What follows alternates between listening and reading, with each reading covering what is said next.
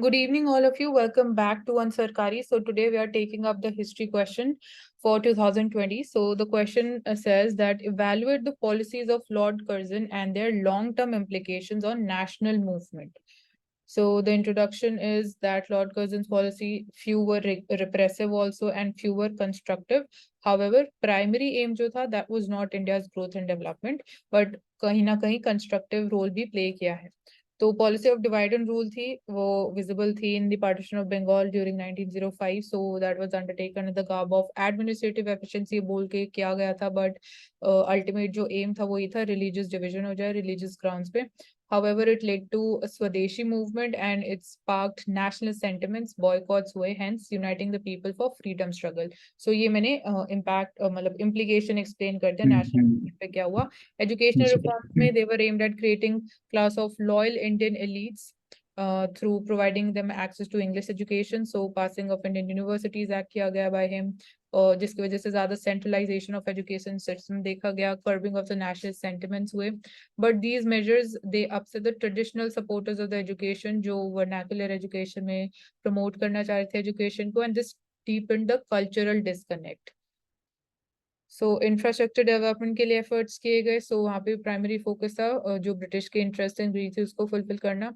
And but at the same time जो लोग उसको अपोज कर रहे थे that was because resource exploitation किया जा रहा था by the Britishers.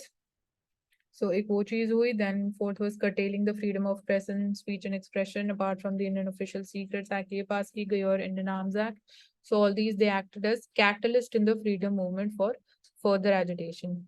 So therefore the policies of Lord Curzon indirectly pushed Indians towards independence directly or indirectly irrespective of the short term impacts जो भी देखे गए by his policies. बोलो बोले प्रवेश. नहीं रोशी पहले तुम बोलो. यहाँ लिखा evaluate the policies of Lord Curzon and the long term implication on the national movement. तो आपने पॉलिसी समझा दिया और तोड़ दिया बेसिकली कि सबका इम्प्लीमेंट क्या क्या मतलब कि इम्प्लीकेशन है नेशनल मूवमेंट में. लेकिन फिर किसी किसी में आपने लेके आया जैसे नीचे करे इसमें लेके आया नीचे में लेके आया लेकिन इसमें इंफ्रास्ट्रक्चर में नहीं लेके नहीं आया. तो इससे थोड़ा कॉम्प्लेक्स हुआ था आंसर लेकिन है वैसे ही कि आपने बताया है. लेकिन इंफ्रास्ट्रक्चर में कोई पर्टिकुलर पॉलिसी था कि नहीं कर्जन का वो आपने मेंशन नहीं किया इसमें. वो अगर मेंशन कर देते पॉलिसी था वो मैंने मेंशन कर दिया ना कि क्या उन्होंने कर्जन से रिलेटेड पॉलिसी का बात कर रहे हैं रेलवेज आपने ब्रिटिश. नहीं पता है यहाँ पर दिक्कत क्या हुई आंसर में. ऊपर करना एक बार पहले वाले पेज पर. यहाँ पर दरअसल क्या हुआ है ना मतलब जो पॉइंट तुमने उठाया है उसी को थोड़ा सेट करता हूँ. क्वेश्चन ने बोला कि evaluate the policies of Lord Curzon and the long term implications on the national movement. तो नेशनल मूवमेंट एक आप अपने आप में एक दूसरा क्वेश्चन हो गया इस क्वेश्चन के अंदर कि नेशनल मूवमेंट के ऊपर इम्प्लीकेशन कैसे था.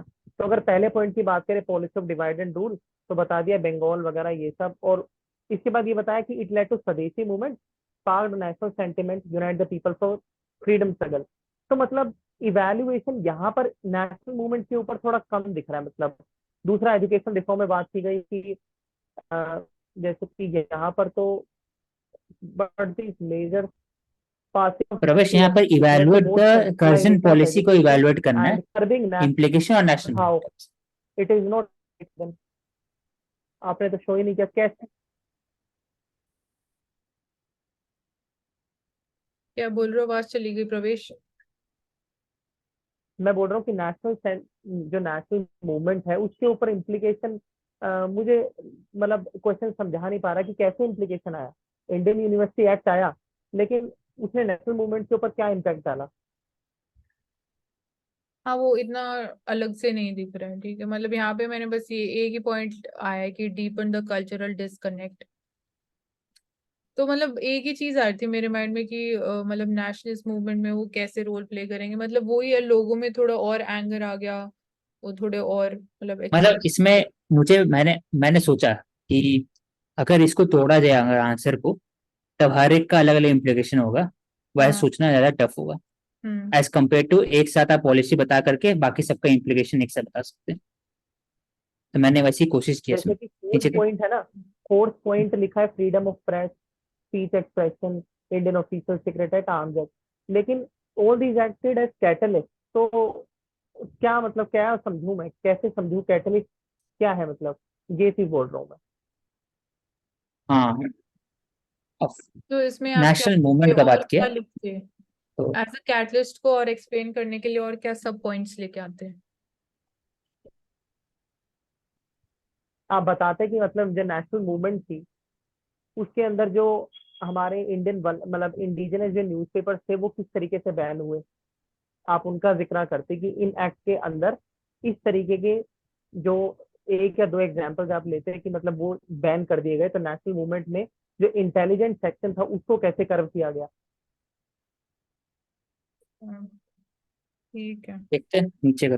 हाँ नेक्स्ट पे चलते हैं। मैंने फिर इसमें डायरेक्टली बोला कि लॉर्ड कर्जन इम्पेरियलिस्ट थे जो इनिशिएट किए थे structure reform in governance policy. मैंने सिंपली समझा दिया, उसमें नेगेटिव बता दिया कि curtailing number of Indians in local government, ऐसे नेगेटिव समझा कर मैंने फिर नीचे में तोड़ा कि however Curzon failed as an any imperialist, he instead made Indian more aware and draw towards the extremism against the British. तो implication मैंने समझाया। Therefore, the Swadeshi movement against the partition of Bengal, Swaraj was demanded as raised by the Indian National Congress. Self sufficient education, मैंने ऊपर में education समझाया था तो नीचे में उसको लेके आ गया। Was and science was tried to achieve through creating parallel schools, Swadeshi industry such as PC Ray. Indigenization police force and even army was slowly demanded. Hindu मुस्लिम को यूनिटी को वेज किया गया था पार्टीशन में, लेकिन it was again seen as a unity in non cooperation movement. Thus, long-term impact of the policy was in creation of fire in the hearts of the Indian for total freedom. That is through moderate extremism and revolutionary policy. कि वो यहाँ पर जो long term question में पता है impact. उसके बाद में क्या किया, ऊपर वाला क्वेश्चन तो फिर भी थोड़ा मतलब आंसर कर रहा था, आप वाले क्वेश्चन में क्या हुआ कि पॉइंट बहुत अच्छे से समझाए गए, लेकिन नीचे क्या हुआ कि पूरे आंसर में ऐसा लग रहा है कि मतलब ब्रिटिशर्स ने क्या किया, फिर नेशनलिस्ट ने उसके अगेंस्ट में क्या किया। जैसे कि आपने बताया कि पार्टीशन ऑफ बंगाल हुआ, उसके बाद इंडियन नेशनल कांग्रेस आ गई, मतलब डिमांड रेज कर दी।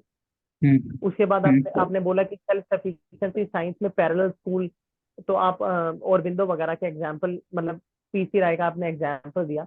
ये तो ये हुआ कि मतलब लॉर्ड कर्जन की पॉलिसी से जो इंडिविजुअल जो लीडर्स थे उन्होंने क्या एक्शन लिए लॉर्ड कर्जन के एक्शन के खिलाफ। हाँ क्वेश्चन हाँ आपसे ये हाँ हाँ पूछना है हाँ, कि लॉर्ड लेकिन कर्जन की लास्ट जो मैंने समझाया पॉलिसी कि है। It was a long term impact of a creation of fire. मतलब कि वो उल्टा पड़ गया लॉर्ड कजन के ऊपर में, वो चाह रहे थे कंट्रोल कर रहे लेकिन उल्टा पड़ गया। वो मैंने एक ट्रेंड इसको किया। हाँ आप सही बोल रहे हैं। तो ऊपर मैंने लिखा है कि वो फेल हो गए लॉर्ड कर्जन, देखिए however lord Curzon failed as any imperialist, he instead तो मेड मतलब इंडियन अगर मोर अवेयर देखा एंड। जाए तो आंसर आप, मैं बोलूंगा थोड़ा ट्राई। मैं ये बोल रही हूँ कि ये जो डायग्राम आपने बनाया, आप लॉर्ड कर्जन की पॉलिसीज लेके आए, बट यहाँ पे फिर आपने खाली नेगेटिव एंगल ही एक्सप्लेन किया, कुछ पॉजिटिव भी तो होगा in terms of infrastructure policy जो मैं लेके आई हूँ।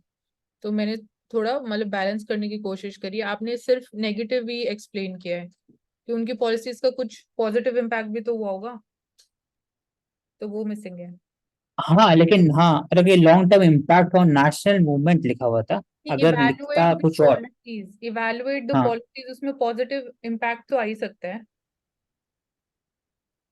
ये कॉलेज हाँ, रुड़की में किसने बनाया था औषिक? रुड़की वाला तो पहले का डलहौजी के समय, अभी का नहीं है। हेलो, 1860s, 1860s के समय में, अभी का नहीं है मैं बोल रहा हूँ रुड़की। इंजीनियरिंग कॉलेज है रुड़की में जो आईआईटी रुड़की है, वो वो किसने पहले का बनाया था? 1860s के समय, 1860s।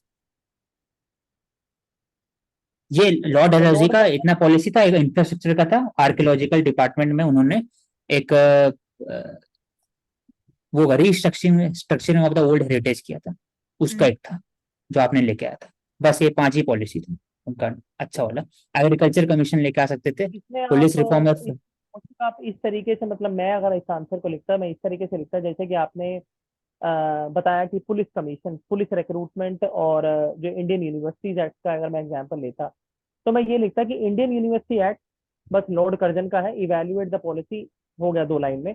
उसके बाद मैं नेशनल मूवमेंट में इम्प्लीकेशन इसका ये बताता कि किस तरीके से यूनिवर्सिटीज के अंदर आग उत्पन्न हुई लोगों के अंदर, नेशनल मूवमेंट की, नेशनल अवेकनिंग की।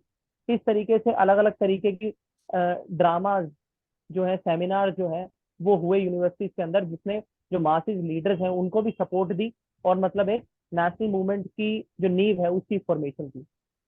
इस तरीके से क्वेश्चन बोलना चाह रहा है।